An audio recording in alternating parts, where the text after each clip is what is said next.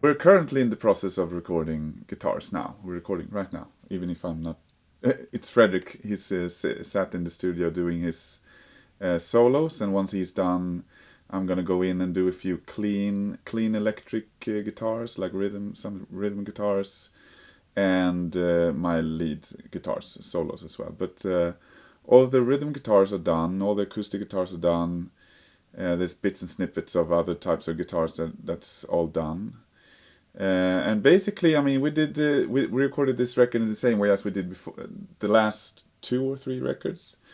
I make a demo, which we use as a template. So the demo is sounding good. I try to make it sound as much as a real record as possible, and then we use that demo as a template basically.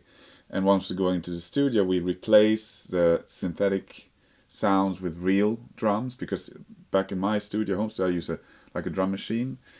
Just replacing all the synthetic instruments into real instruments. And once it comes down to the guitars, I mean, it's me and Frederick, and I'm fairly uninterested in the technical aspect of amps and pedals. I mean, I think they're cool, but Frederick, you take care of it. Just set a sound for me and I'll play, kind of. But we were endorsed by Marshall amplifiers, so there's a bunch of old Marshalls down there. I'm not sure what they're called, the models or whatever, but there's one I remember, which I'm gonna play later today, a Blues Breaker, which is a classic type Marshall amp that I'm gonna play today for the clean leads and clean guitars. And obviously we got a bunch of PRS guitars. That's also a company that we're endorsed by, American guitar makers. A few Gibsons down there, a few Strats, acoustic guitars. I brought my old Ramirez, which is a nylon string Spanish classical guitar, which sounds amazing.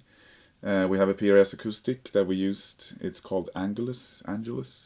Also sounds amazing. I brought a Martin, what's it called, 00028 or something like that, a smaller type body, which has more mid, so it's good for acoustic leads and melodies and stuff like that.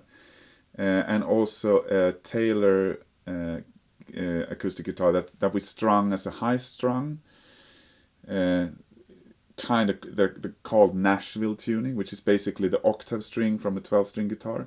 So it has a really glittery type sound, which we used for at least the last record, Pale Communion, and on this one. Yeah, and by this evening, all the guitars will be done, I hope. And if they are, we're certainly going to celebrate with our own beer, the Opeth IPA.